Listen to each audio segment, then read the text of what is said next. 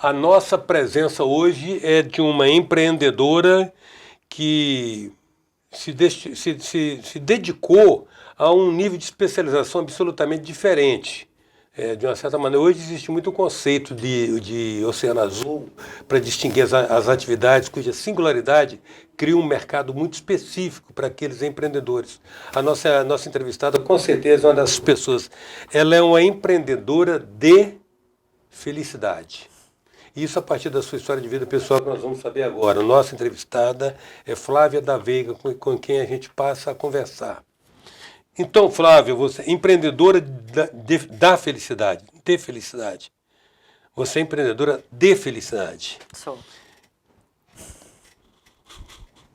Cara, não é pouca coisa, não. Ousado, né? Caramba. Que promessa ousada. Você promessa, imagina a pressão. Cara, Flávia, olha bem, você veio de uma experiência da publicidade. Isso. Você já veio de uma experiência, de uma certa maneira, de lidar com emoções. Porque a publicidade trabalha muito em cima disso, né?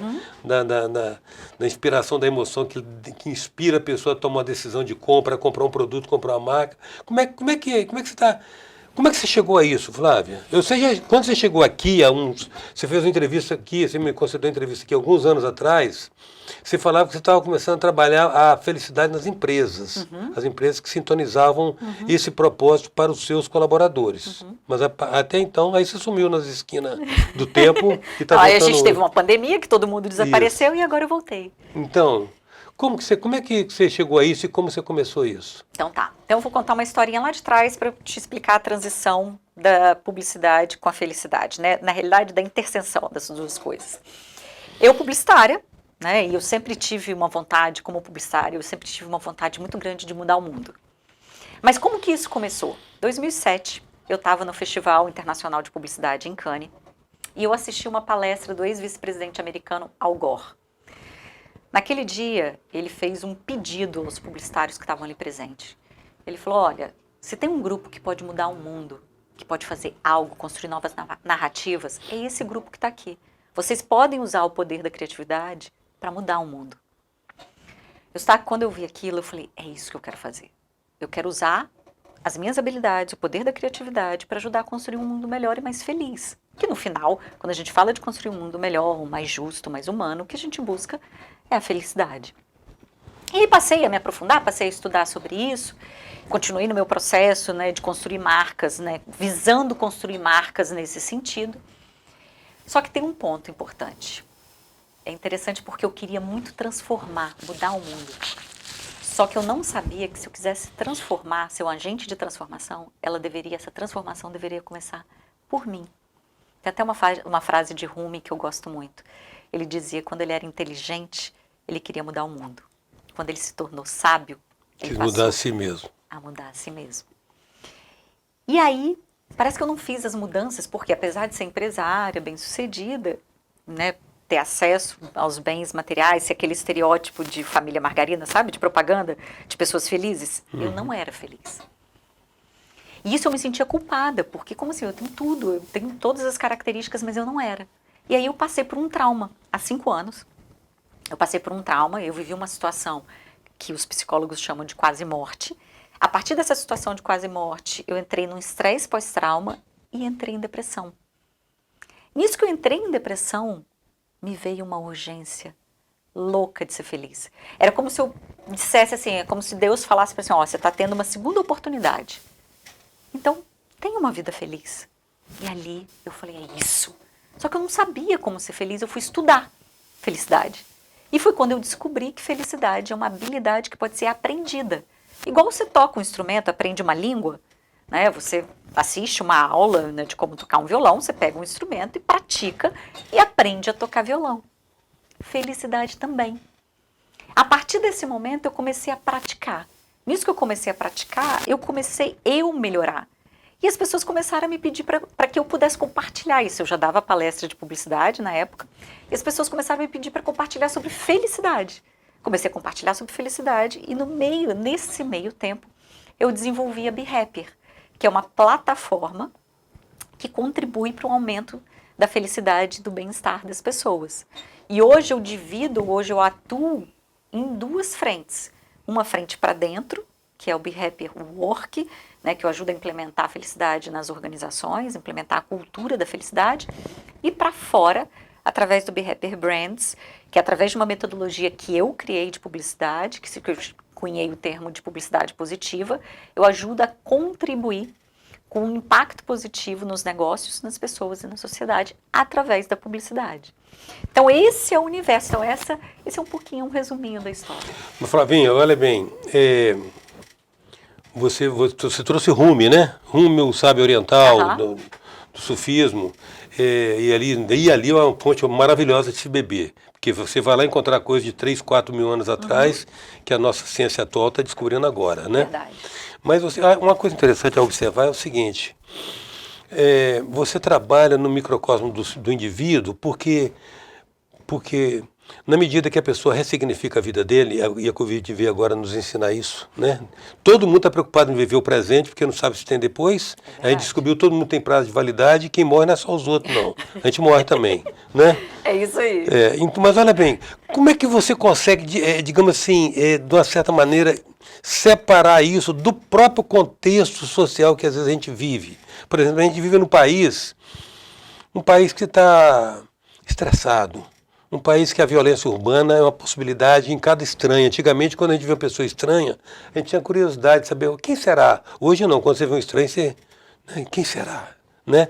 Como é que você consegue trabalhar esse approach aí, para depois a gente entrar nos aspectos mais técnicos da metodologia que você desenvolveu? Essa questão da ambiência onde a pessoa está, onde nós estamos vivendo. É o trânsito. Você viveu uma situação pessoal que é o claro reflexo disso aqui com seu filho.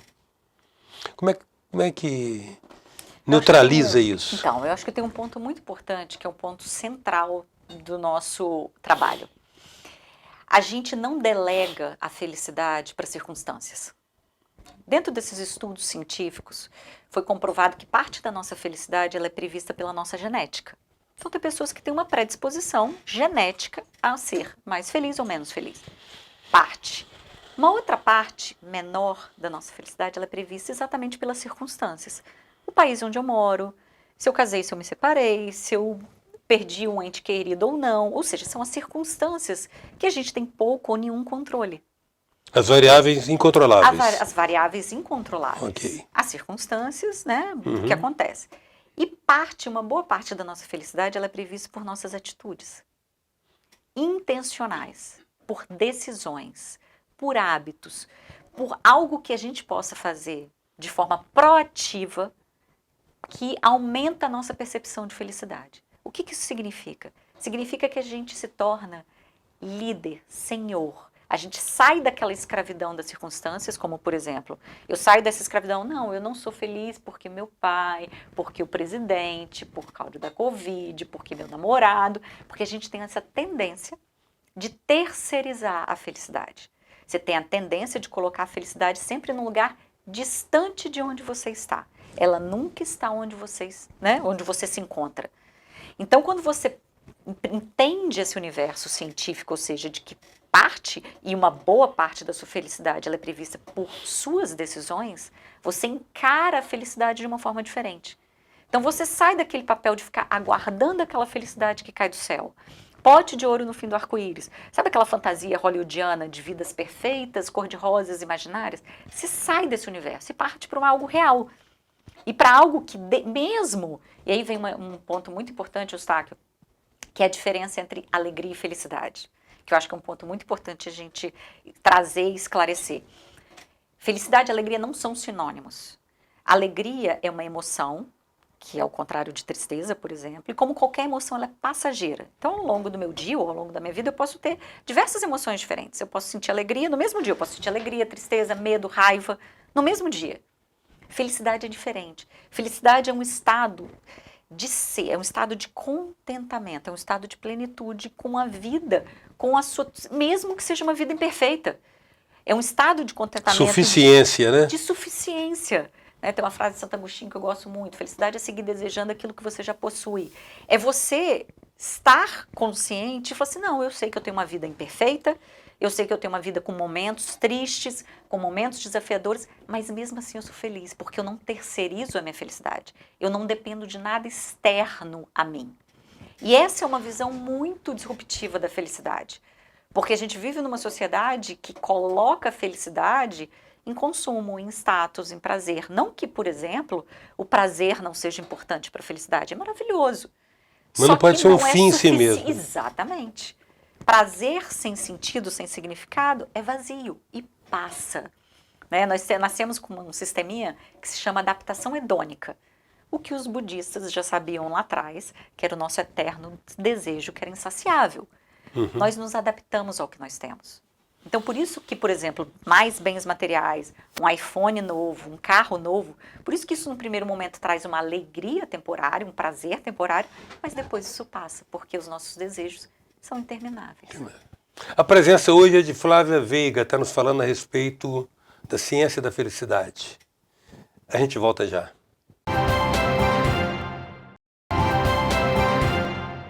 Voltamos com a presença de Flávia Veiga, empreendedora de felicidade. Flávia, você explicou bastante para nós toda a sua trajetória que chegou até digamos assim, ao nível de tecnológico na abordagem do tema, né? Você desenvolveu uma metodologia. Agora explica para nós como é que você aplica essa metodologia, como é que isso funciona na prática. Então, vamos lá. A gente se baseia numa premissa científica que felicidade é uma habilidade que pode ser aprendida, adquirida. A nossa metodologia ela tem duas linhas, tanto a psicologia positiva quanto a neurociência. Isso mostra que felicidade é um estado, primeiro, né, você pode gerar emoções positivas a partir de algumas práticas, e felicidade é um resultado de reações cerebrais. E algumas atividades podem aumentar essa percepção e fazer com que o cérebro funcione para o positivo. Vou falar rapidamente. Nosso cérebro, a gente tem um viés biológico. Então, nosso cérebro ele é altamente atraído para o que é negativo. Fruto dos nossos ancestrais que precisavam sobreviver no período das cavernas. Então, nosso cérebro é como se fosse uma máquina de sofrência. Nosso cérebro não foi programado para a felicidade. Temer o pior, né? Temer o pior. Instinto de sobrevivência. O que esses processos que a gente traz dentro da nossa metodologia fazem? Eles ajudam a gerar emoções positivas e ajudam a fazer com que o cérebro trabalhe, crie novas sinapses, novas conexões. É como se eu passasse a escanear o mundo pelas lentes do que é positivo. Por que isso é importante e maravilhoso? Porque nós não controlamos as situações, mas eu posso controlar a forma como eu reajo a elas. Sim. E é nesse controle que está todo o nosso poder. E é esse poder, é esse controle, essa forma como você lida com as circunstâncias que a gente traz dentro da nossa metodologia. Então, o que a gente faz? A gente entra numa organização, a gente mensura como é que está o grau de felicidade da organização, depois a gente ensina felicidade, né, através de aulas online virtuais, e a gente ajuda a colocar essa felicidade em prática. Por quê? Não adianta só o conhecimento, é igual tocar violão. Você não assiste uma aula de violão e sai tocando violão, você precisa praticar. Felicidade é a mesma coisa. Para você criar esse novo mindset, essa nova mentalidade, você precisa colocar isso em prática. E no final desse processo, a gente analisa os resultados e a gente certifica essas pessoas, e inclusive certifica a organização com um selo de empresa mais feliz. Então, esse é o nosso processo dentro do universo da felicidade. E por que isso tem sido tão relevante hoje dentro das organizações? Porque descobriu-se que pessoas mais felizes são seres humanos melhores, no seu melhor potencial. E na perspectiva empresarial, mais produtivos também. Mas, exatamente. Tem um professor de Harvard, que é o Sean Archer, que ele diz, não é o sucesso que leva à felicidade. É a felicidade que leva ao sucesso. Ou seja, pessoas mais felizes, elas têm maior potencial de atingir o sucesso. Porque elas são mais produtivas, mais engajadas, são mais criativas, mais... Sabe aquelas soft skills do mundo de hoje? Sim. São mais saudáveis, se relacionam melhor. E o melhor, elas são seres humanos melhores, porque elas são mais generosas, mais altruístas, são pessoas mais engajadas. E é exatamente isso que a gente precisa no mundo. A gente precisa de pessoas felizes, a gente precisa de seres humanos melhores, a gente precisa de bons profissionais. Agora, você imagina que mundo maravilhoso fazer isso, ao mesmo tempo, trazendo felicidade para as pessoas. Flávia, algumas habilidades que são adquiridas, o que são ressignificações que as pessoas precisam ter com relação aos fatos do cotidiano? Por exemplo, a gente sabe mesmo, e isso não é apologia do bonzinho, não. A gente sabe que a generosidade, ela é fértil, né? Ela é fértil, ela realmente não favorece só quem é beneficiado com ela, mas quem a cultiva, Isso. né? Existem outros atributos, outras qualidades emocionais também. Por exemplo, as pessoas se dão conta, aquilo que você me citou de São Tomás de Aquino, de Santo Agostinho, de desejar o que já possui. Santo Agostinho. Ou seja, o senso da gratidão pelo que não precisa perder para saber o quanto vale, né? Isso também está meio que implícito aí nesse trabalho seu, né? Sim, a gente trabalha com 6 práticas, com 6 intervenções, com 6 hábitos, que são hábitos cientificamente comprovados que têm um impacto na nossa percepção de felicidade, que é a prática da gratidão, da gentileza, a realização de ter metas, os relacionamentos positivos, a meditação e a atividade física. Então essas práticas, quando feitas de forma, quando a gente tem esse conhecimento e colocadas em prática, isso contribui para a nossa felicidade. Então vou pegar um exemplo, a prática da gratidão. O que a prática da gratidão faz?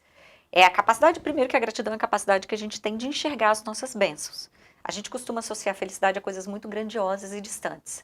A prática da gratidão te traz para uma realidade. Você é grato por quê? Eu sou grato por essa água. Eu sou grato porque eu respiro. Eu sou grato pelo sorriso do meu filho. Então você começa a perceber beleza e gratidão em pequenas coisas. O que isso faz com que o seu cérebro? Nosso cérebro tem aquele viés negativo, lembra? A gratidão, ela faz com que o cérebro comece a escanear o mundo pelas lentes do que é positivo. Então, uma pessoa que pratica gratidão, bate com o carro, né? Normalmente, você bate com o carro, você fica, né, transtornado. Saco, que azar, eu bati com o carro. Uma pessoa que pratica gratidão, ela fala, nossa, tudo bem. Menos mal, que foi só amassado. Só amassou. Um prejuízo material. Nossa, será isso deve ter sido até um livramento? É isso. Os fatos da vida não mudam, porque a gente não controla esses Muda a fatos. nossa reação a eles. Muda A nossa interpretação. interpretação. E isso se chama liberdade. A liberdade de você não precisar de nada nem de ninguém. Que o grande ápice da felicidade, para mim, é quando você é feliz por nada. Ah, você é feliz porque qual é o motivo da sua felicidade? Nenhum. Eu não preciso de nenhum motivo para ser feliz. Eu sou feliz. Ponto. Então eu estou te dando o exemplo de algumas das práticas que a gente faz. Entendi. E com relação aos princípios que normalmente norteiam a interiorização desse comportamento, quais são, o que vocês observam como princípios a serem trabalhados disciplinadamente? Quando a gente traz esse universo da felicidade, um primeiro ponto quando a gente entra numa organização é mostrar o que é felicidade e o que não é. Ok. Então a gente... Não é alegria, não é euforia. Não é alegria, não é euforia, não é oba-oba, não é colocar mesa de sinuca e cervejinha no final do dia, festinha, não é isso. E a gente também desmistifica que felicidade também não é sucesso, não é ser milionário, não tem nada disso. E aí a gente traz um pouquinho para os princípios, ou seja, se felicidade não é isso, como que eu posso, quais são os princípios, a base para uma vida mais feliz? E a gente traz 5 princípios. Um princípio é o significado, o propósito, ou seja, ter uma vida que tenha sentido, ela é fundamental para a felicidade. A segunda é a espiritualidade, não no sentido, a gente não está falando de religião, mas a nossa vontade... Uma transcendência. Exatamente, nossa necessidade humana por transcender, essa conexão com algo maior do que nós mesmos. O amor, e aí entra tanto o amor, a conexão com as outras pessoas, os laços sociais, como o amor próprio. Entra a maestria da mente, ou seja, entender como que absolutamente tudo está aqui, né? Na realidade, felicidade, quando falam que está dentro da gente, está especificamente, nada mais é do que a reação cerebral ao que acontece, né? Entendendo que o nosso cérebro ele tem esse viés negativo, mas que o cérebro é um órgão que aprende, então através das nossas conexões, dos nossos pensamentos, nós podemos fazer com que ele trabalhe diferente, e o viver no presente, que é a nossa capacidade de estar consciente, centrado no aqui e agora, que tem sido um grande desafio para todos nós. Que também é a maneira de você educar a tal da mente, que ela é ardilosa, a mente é ardilosa. Se você deixar, ela bota você para trabalhar e você pensa que ela está trabalhando, né? E você pensa que você é ela, né? Pensa não sou meus pensamentos, eu também não sou minhas emoções, eu isso comando esses pensamentos. Você é um pensador, você é uma pensadora, você tem pensamentos, você não é o pensamento. Exatamente. A presença hoje é de Flávia Veiga, empreendedora de felicidade. Voltamos já.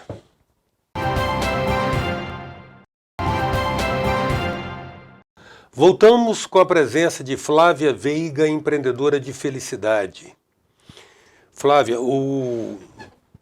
nessa abordagem que você faz e para a qual certamente se você é favorecida por uma mentalidade mais arejada das lideranças corporativas. Você trabalha sozinha, você trabalha com um time, tem uma equipe que compartilha essa metodologia. Como funciona? Então, na realidade, assim, eu tenho um time maravilhoso, é um dream team, né? Junto comigo eu tenho 2 doutoras em felicidade, né, sendo que uma delas, que é a Angelita Scardo, é uma das maiores especialistas do Brasil. Ela é pesquisadora, então ela estuda felicidade há mais de 20 anos, ou seja, o nosso arcabouço, o nosso limite, assim, a nossa precisão científica é muito grande, né? Então a gente investe muito em conhecimento. Tem a Marcela, que também é doutora pela Universidade de Lisboa. Tem o Leonardo, que também é um doutor, no caso, em tecnologia. Ou seja, eu tenho um time hoje que me acompanha, que a gente consegue ter uma consistência técnico-científico que nos dá muita segurança nesse processo. Então, hoje a gente utiliza o que existe, né, de mais moderno, mais eficaz no que se refere a esse universo da ciência da felicidade. E esse approach, esse aporte desses conhecimentos, por exemplo, na vida organizacional, quando vocês trabalham na empresa, qual a perspectiva de prazo, de fixação dessa...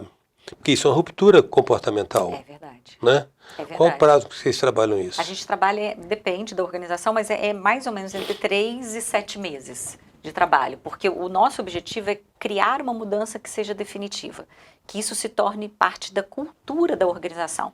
Não só uma palestra, não só um programa que é bonitinho, que está na moda e depois isso... Não enraiza, não fixa. Tem que fixar. Então tem que ter mudança duradoura de comportamento. Então esse é o nosso objetivo. Entendi. E precificação disso, como é que orça isso?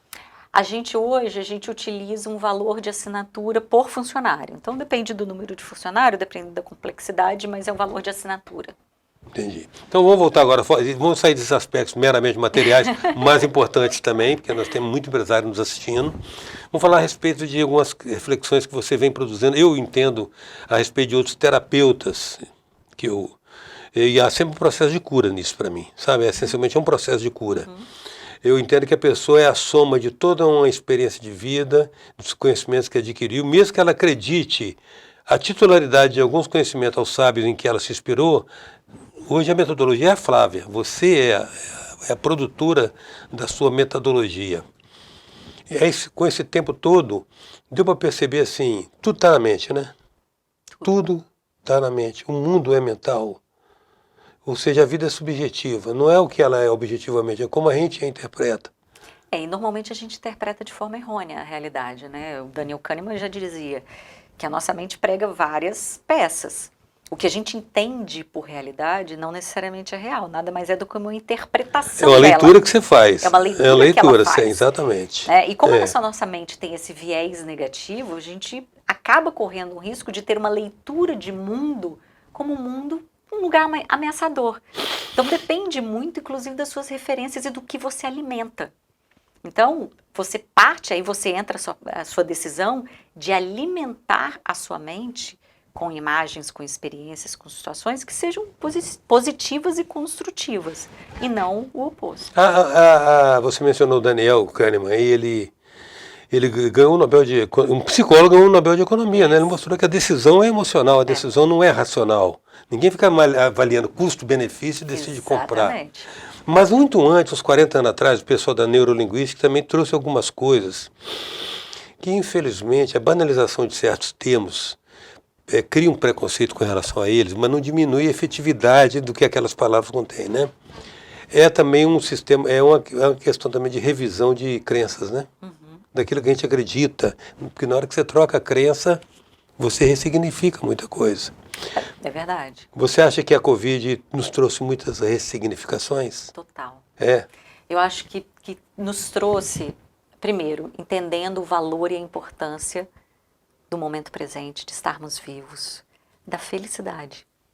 E é interessante como eu nunca tinha olhado para isso. Eu era infeliz e achava que isso não era importante. Foi só quando eu vivi um momento que realmente eu senti que minha vida era frágil, é que eu fui entender a importância disso. E a gente está vivendo esse momento agora, todos nós passamos por isso. A vida é isso, é um sopro. E aí, qual é a nossa decisão? É viver cada instante de forma presente, de forma feliz, de forma que a gente possa servir, que a gente possa praticar a gentileza, praticar a bondade, que a gente possa se conectar com as pessoas. Porque se a gente olhar toda a estratégia por trás desse universo da felicidade, o que nos leva à felicidade, são coisas simples. Só que a gente complica. A felicidade sempre esteve, ela não é fora, ela sempre esteve.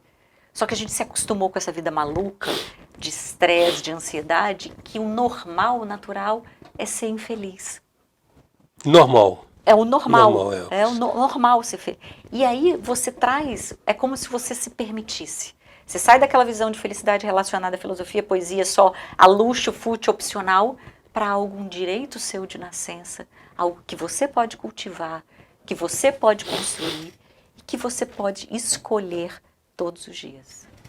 Tem uma frase, tem um preceito existencialista, tipo filosofia de botequim, mas funciona muito também, muito pragmático.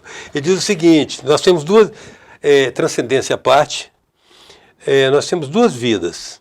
A segunda começa quando a gente descobre que só tem uma. É verdade.